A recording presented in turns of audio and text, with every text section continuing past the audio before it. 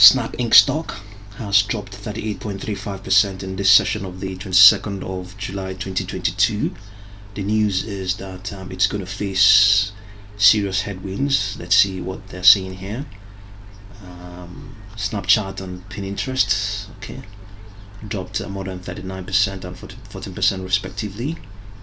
So let's see what the one that concerns Snap the most.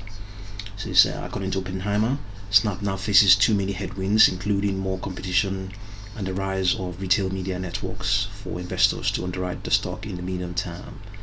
So given the increased competition and an expected slowdown in consumer spending in Q4 and in the first quarter of 2023, they think Snap now, they now see Snap's full year 2022 and 2023 revenue growing by 8% and 10% respectively.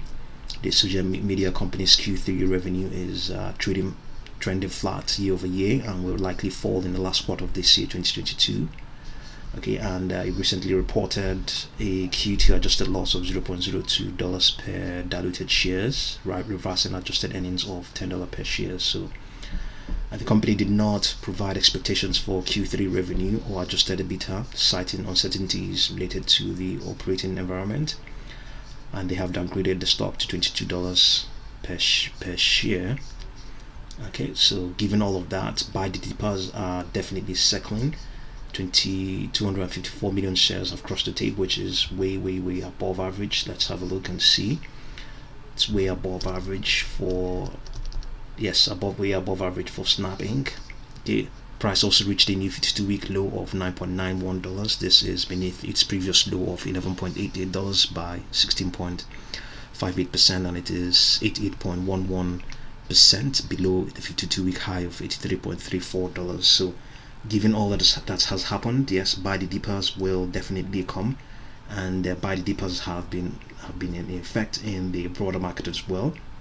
You know, we have seen them push the S&P and the other indexes, including the NASDAQ up. So they'll definitely come for snapping, and we think it can snap all the way back to $27.33. But we have plotted a Fibonacci grid here, a retracement grid. So it can always fall all the way down to $8.11. That's its 3-year low. And the resistance is it might begin to face if the buy the dippers coming will be around 16.22. That's the next resistance. The next one is 21.09. The one thereafter is 25.11, and our estimated target is about $27, 27.33. And here we have 26. We have 20. Yeah, we have 28.75 or 28.97. This is the closest to what we have. So yes, buy the dippers will definitely come. And next stock is FFIE. Let's see, FFIE has been retracing for the last 5 trading sessions, the whole of this week. That's the week that began on the 18th of July. It has been retracing, so this is 5 straight days of retracement. So this the loss of this session is about 28.59%. Let's see, there's no news. Just it's a heavily shorted stock as well. It has a very high squeeze score as well. So they expect something to happen. 105 million shares have crossed the tape. So given all of these retracements, we can see that yes, some people have picked up interest in the $14 calls for the stock. $14 calls. It has okay, let's not read a lot into that, but in any case, definitely given its short interest, something might happen for FFIE. Let's get its chart here. Let's get its static chart here. Let's get a static chart and also pull up its short interest. It has a very high squeeze score based on the estimates of S3 partners. So we can see short interest of 28.57% has increased by 12%. We determined a price target some time ago, but don't exactly know how we can reach that at the moment. So let's see whether we can determine another one, a fresh target for FFIE, Faraday Future Faraday Future Intelligent Electric. Let's refresh this. It seems it's not coming up easily. So actually it has actually pulled off from the lows of this session. The lows of this session was $2.01. Let's see whether we have been able to get that chart going. Yes, it's coming up.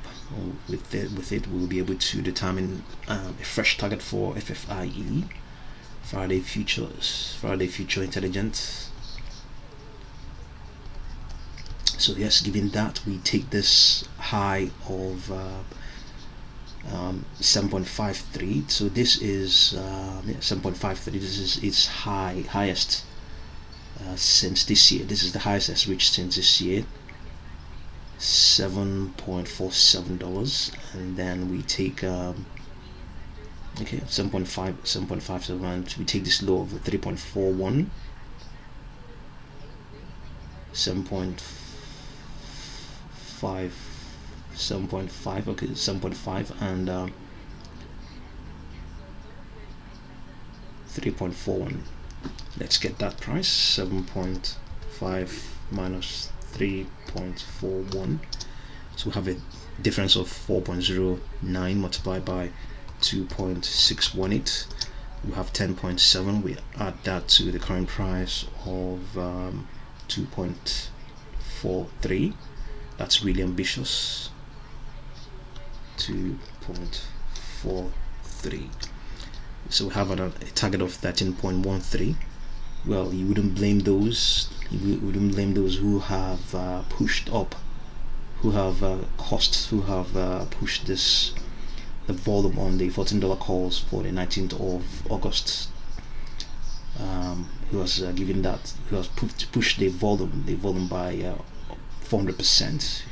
That's also in line with what we have just pretty much in line with what we have just estimated now. So I can see why that is the case. So our ambitious target is 13.13 for FFIE. Is that realistic? Well, buy the dippers are there, and it also has a very high short squeeze score.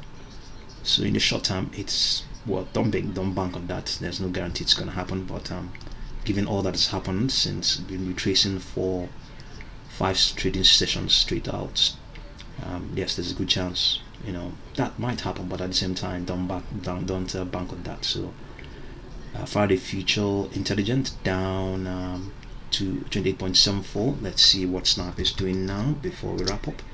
Snap is down, still maintaining a loss of 38.29%, just moving sideways for nearly the entire session so far. Okay, so see what you make of SNAP stock and FFIE stock. Thank you very much for watching this video.